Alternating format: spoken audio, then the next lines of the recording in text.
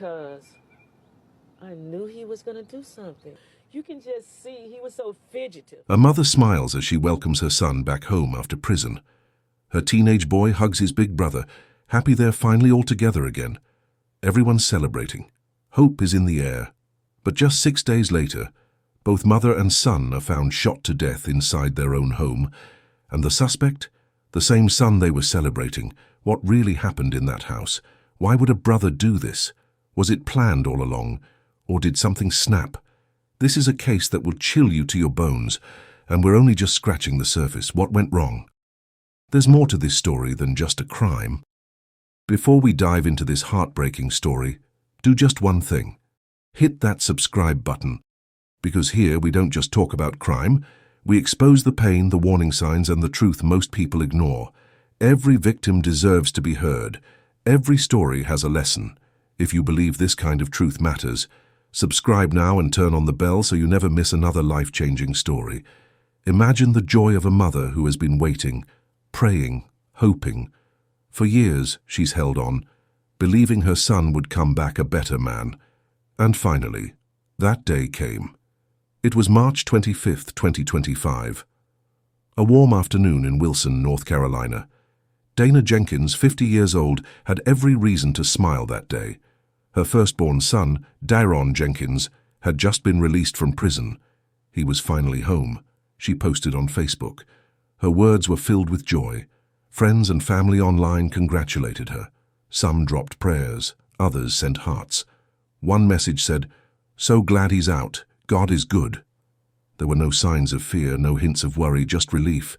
She believed this was a fresh start for him, for their family, for everything that went wrong in the past. She cooked, she sang, she prayed. To her, this was a moment of redemption. But here's the thing. She didn't just welcome him back. She trusted him. She brought him back into the same home where her youngest son, 15-year-old Darren Cox, lived. Her two sons under one roof again, a family reunited. That week, neighbors saw them outside. Dana with her usual warm smile. Darren and Darren tossing a ball in the yard. No police, no shouting, no drama. On the outside, everything looked normal, even peaceful. But behind those smiles was something brewing. Had anyone stopped to ask, what kind of mindset comes home from prison after years of confinement? What thoughts were living inside Daron Jenkins' head? And most of all, what was about to happen inside that house and only 6 days later would leave everyone shattered? There was a storm coming, and nobody saw it. Not Dana, not Darren, not even Daron. Or maybe he did. To understand the pain behind this story, you need to know who Dana Jenkins really was. Because she wasn't just a name in a headline. She was a mother, a provider, a protector, and for many in her community, a second mom. She was 50 years old, but her soul felt young. She had that rare kind of energy, the kind that lights up a room without even trying. People say she had a laugh that made you smile even on your worst days. She was the one who always picked up the phone, always had a plate of food for someone, always praying, not just for herself but for others. She wasn't famous. She didn't have much money. But what she had, she gave. She was a deeply spiritual woman, active at Mount Moriah Community Church. She didn't just sit in the pews. She led prayers. She sang in the choir. And most of all, she believed that faith could change lives. And that included the life of her older son, Darren. When Darren was in prison, Dana never gave up on him. Not once. Letters, calls, visits, prayers. Even when others told her to focus on her younger son and let Daron go, she held on. She used to say, "God can turn any heart around, even a broken one." She believed her love could save him, and maybe that was her greatest strength, but also her greatest vulnerability, because while Dana was holding her family together, she was also carrying all the weight. She raised her two boys mostly on her own. She didn't have help. She worked, she cooked, she counseled, and she sacrificed, even when it hurt. People who knew her say she was gentle, but strong. She didn't yell, she didn't curse, but you felt her presence. She was the glue that kept people close, even when life tried to tear things apart. But here's where it gets even more heartbreaking. The very love that kept her family together, the forgiveness she showed, the second chance she gave, would become the very door that let her killer walk in. And she didn't know it. She had no idea that opening her heart would also open the door to her own end. Dana Jenkins died believing in her son. And maybe, just maybe, that belief blinded her. Now let's talk about the second life taken in this tragedy. 15-year-old Darren Cox, just a kid, just starting his life. Darren wasn't the loud, wild type. He was quiet, respectful, and well-mannered. People called him a sweet boy. He stayed out of trouble, kept to himself, and was focused on what mattered: school, family, and faith. He was a student at Bedingfield High School, not far from home. He wasn't popular in the flashy way. He was popular in the kind way. The kid teachers liked, the one who didn't talk back, the one who helped carry books for others in the hallway. He had friends, but he wasn't the type who needed a crowd. He liked video games, basketball, and sometimes just sitting with his mom watching TV or helping in the kitchen. He loved music, not rap or drill, but gospel, church music. He played drums sometimes at Mount Moriah, always a quiet servant. His friends say he was the kind of boy who still hugged his mom. He said yes, mom, and no, sir. He was kind, not just at school, but at home. And the truth is, he looked up to his big brother. Even when Darren was in prison, even with the things people whispered, Darren still hoped for the day he could have a real big brother again. And when Darren came home on March 25th, Darren was excited. Excited to have someone to talk to, play ball with, be around. They were spotted outside that week, laughing, tossing a ball, just two brothers, rebuilding, starting over, just like a family's supposed to. But what Darren didn't know was that he wouldn't make it to next week. He didn't know that the person he admired would soon point a gun at him. How do you even begin to process that kind of betrayal? How does a 15-year-old feel in that final moment? Shocked, confused, scared? We'll never hear Darren's side of the story. He won't graduate, he won't turn 18, he won't grow up. All of that taken not by a stranger on the street, but by the very person he was trying to love. This wasn't just a murder. This was the destruction of trust, the killing of innocence. And yet the question still lingers. Why? Let's turn now to the man whose presence changed everything in that house, Darren Donta Jenkins. He was 25 years old when he came home on March 25, 2025, just 6 days before the killings. But Darren hadn't just returned from a vacation. He had just been released from prison after serving a multi-year sentence with the North Carolina Department of Adult Correction. His charges, they weren't petty. Larceny of a firearm, breaking into vehicles, possession of stolen goods, and probation violations on top of that. According to public records, Darren was under post-release supervision for 9 months, meaning even though he was out, he was still being watched. On paper, at least. But supervision on paper doesn't mean supervision in the mind. What happens to someone when they're locked in a cell for years, and then just dropped back into the world like nothing happened? Family members say Darren was never quite the same. Even before prison, he struggled with anger, mood swings, and sometimes shut everyone out. He was quiet, but when he spoke, it had weight. Some said he had a stare that made people uncomfortable.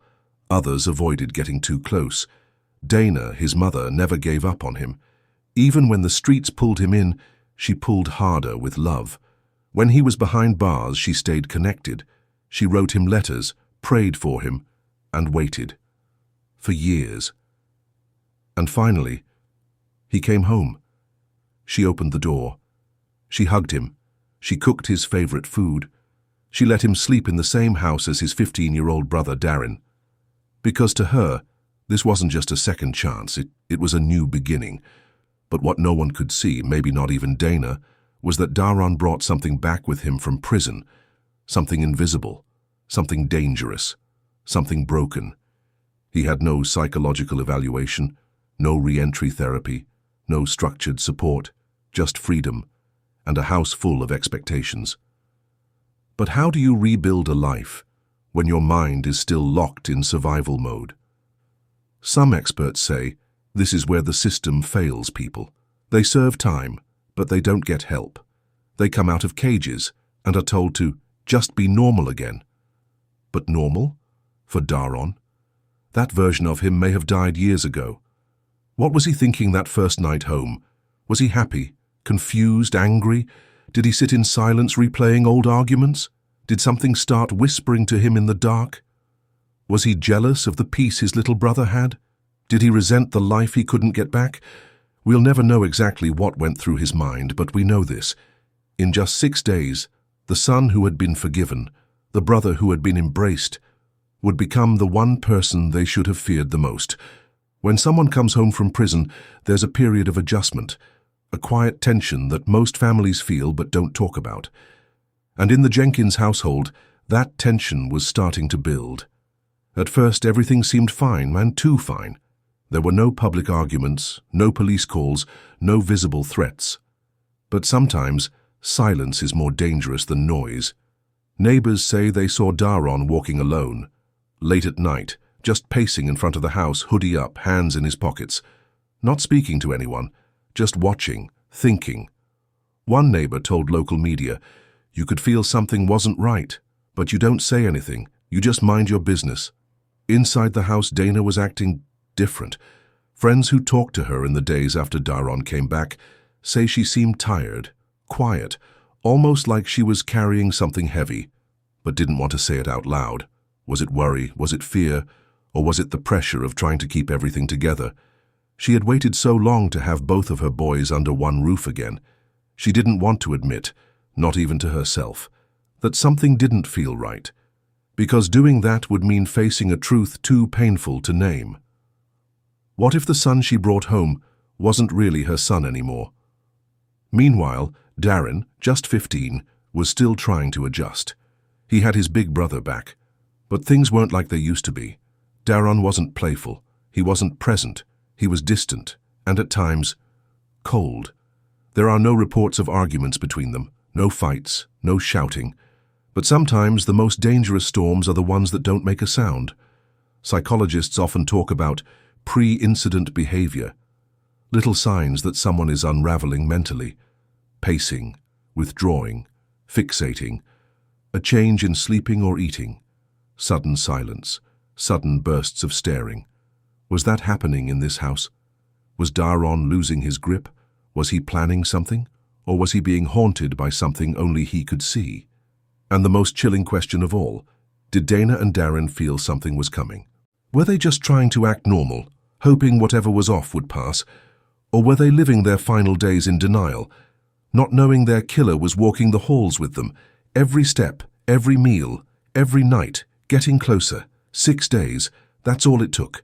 From a mother's hug to a murder scene. And the scariest part? Nobody saw it coming. March 31st, 2025. It was supposed to be just another Monday. Wilson, North Carolina was calm that evening. The breeze was soft. The streetlights were just starting to flicker on. Neighbors were walking dogs. Kids were getting ready for school the next day.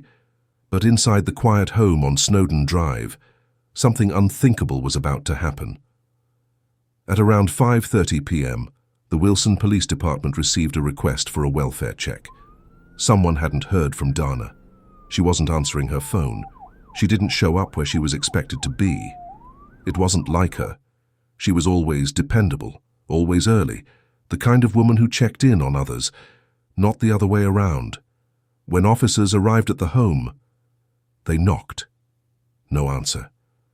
The house was still, too still.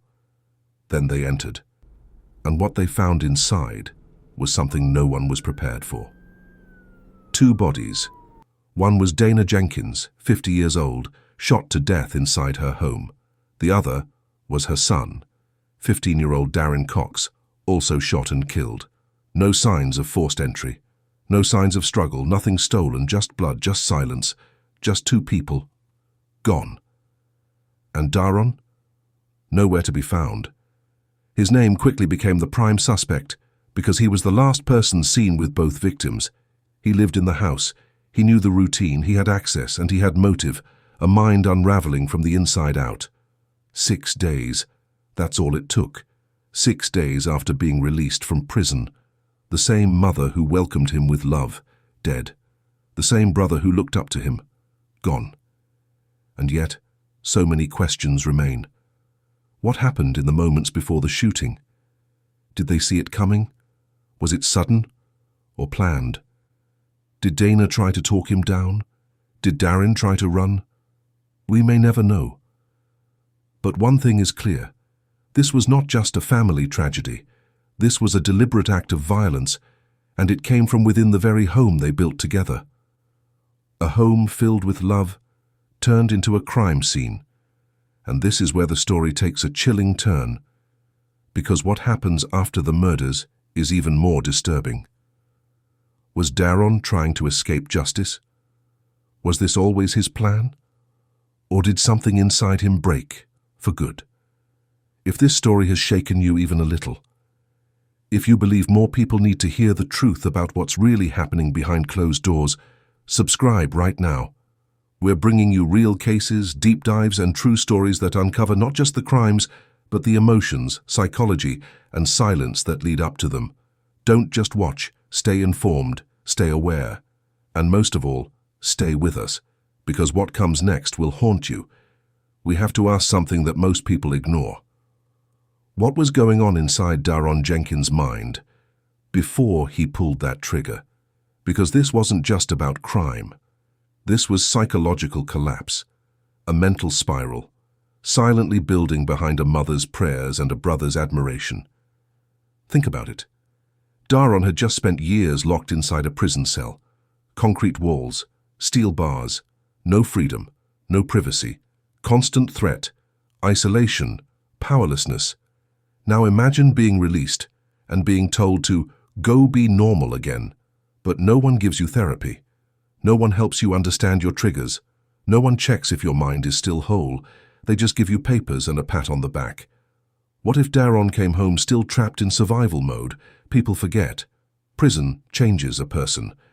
Inmates often struggle with paranoia, hypervigilance, mood swings, sleep disruption, explosive outbursts, lack of empathy, and most dangerously, emotional numbness. Darren may have looked quiet, but silence is often where madness festers.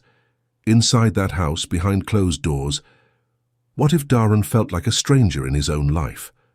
What if he looked at his mother and felt resentment, shame, pressure to be someone he wasn't ready to become?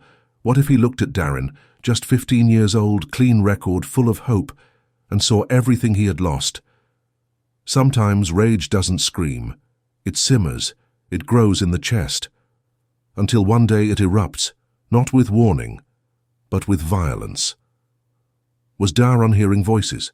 Was he reliving trauma from inside prison? Was he having flashbacks, delusions, or was he simply empty? We may never know, but the signs were there. Isolation, mood shifts, dead stares, withdrawal. Yet nobody said a word. Not his parole officer, not the system that released him, not the family who loved him too much to see what he had become. And here's the truth that hurts the most. Dana believed her love could heal him. She thought prayers and second chances were enough. She thought she could keep him grounded. But love is not a cure for untreated trauma. Hope is not a substitute for mental health support. And Darren, just a boy, was caught in the crossfire of a brother's silent war. This wasn't just a double homicide. It was the explosion of a mind no one cared to examine. And once the damage was done, there was no undoing it. Mental health isn't just a conversation, it's a warning sign. And when ignored, it doesn't just destroy the person suffering. It destroys everyone close to them. After the unimaginable happened, after police found Dana Jenkins and her 15-year-old son Darren Cox shot dead inside their home on Snowden Drive, there was only one question echoing through Wilson, North Carolina. Where is Darren Jenkins? He wasn't home. He wasn't answering calls. He had vanished, without a trace, and just like that, the man who had just been welcomed home from prison became the prime suspect in a double homicide. But law enforcement didn't wait. Wilson police launched a statewide manhunt. They worked fast, canvassing neighborhoods, checking surveillance, tapping into license plate readers, and running his name through databases. Remember, Daron was still under 9-month post-release supervision. That meant the system still had tracking capability, check-in records, and potential GPS data from his supervision unit. And within 24 hours, they had him. Daron Jenkins was located and arrested without resistance. No shootout, no high-speed chase, no dramatic confession. Just silence. And here's what shocked even seasoned investigators. When police approached him, Daron didn't cry. He didn't ask why. He didn't even flinch. He let them cuff him like he was expecting it, like this ending was already written in his head. That blank stare they'd heard about, it was real. And now, law enforcement saw it up close. He was formally charged with 2 counts of first-degree murder, held without bond, awaiting trial, no bail, no statements. He said nothing, no apology, no explanation, no regret. Just silence from the man accused of killing the 2 people who trusted him most. We just saw them at church. She was so happy he was back. He was smiling. How can someone do that? But maybe the scariest part wasn't that he was arrested. It was that he seemed completely detached from what he had done. No remorse, no reaction. Like he had already left the world the moment he pulled the trigger. What kind of mind murders a mother and brother and then walks around like nothing happened? Was he planning to run forever? Or did he just not care? These questions don't have easy answers, and that's what makes this story so hard to swallow. So hit that subscribe button, because this story isn't over, and neither are the lessons. The house on Snowden Drive is quiet now. No more gospel music playing from Dana's speakers, no more laughter in the hallway, just a ghost of what used to be. In just one night, this family lost everything. Not just 2 lives, but their entire foundation. Dana Jenkins, the mother, the prayer warrior, the peacekeeper, are gone. Darren Cox, just 15, still a child, still growing, taken before he had the chance to live. And the man responsible, their own blood. Daron. Funeral services were held in Wilson. 2 caskets, side by side. One for a mother who only ever gave love. One for a son who only ever wanted a big brother. No words could describe the heartbreak in that church. The community is still trying to heal. Neighbors are still in shock. Friends still ask why. The home is empty. The family is broken. The silence is permanent. One act destroyed generations. Let this story sit with you. Because what happened inside that house wasn't random. It was a slow build of silence, trauma, and a broken system that let a broken man walk free.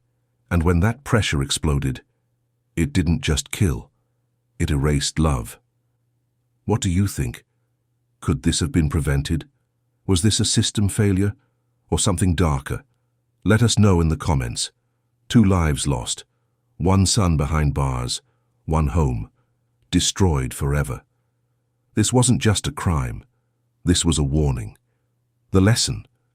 Unhealed trauma turns dangerous. Mental health cannot be ignored. Blind love, without boundaries, can become fatal. Dana thought she could save her son, but some people don't want saving. Some people need help, not just hope. Darren, he's the real heartbreak. A quiet soul who trusted too deeply. He deserved more time, more life. He deserved to grow up. And Daron? He'll face justice, but no sentence will undo what he did. This story won't make headlines forever, but it should stay in your heart. Some stories leave you with answers. This one leaves you with grief. 2 innocent people are gone, not at the hands of strangers, but by someone they trusted. This is more than a murder case. It's a mirror, a warning, and for some, a fear too close to home. Do you believe prison really changes people? Could mental illness explain what Daron did? Was Dana too trusting, or just a mother who loved too much? If this was your family, would you want the world to scroll past or to listen and learn? If you won't hit subscribe for yourself, do it for someone who doesn't have a voice anymore. Or tell us in the comments, why wouldn't you want people to hear stories like this? Tell us where you're watching from. your city, your country, and don't forget, we'll see you in the next one.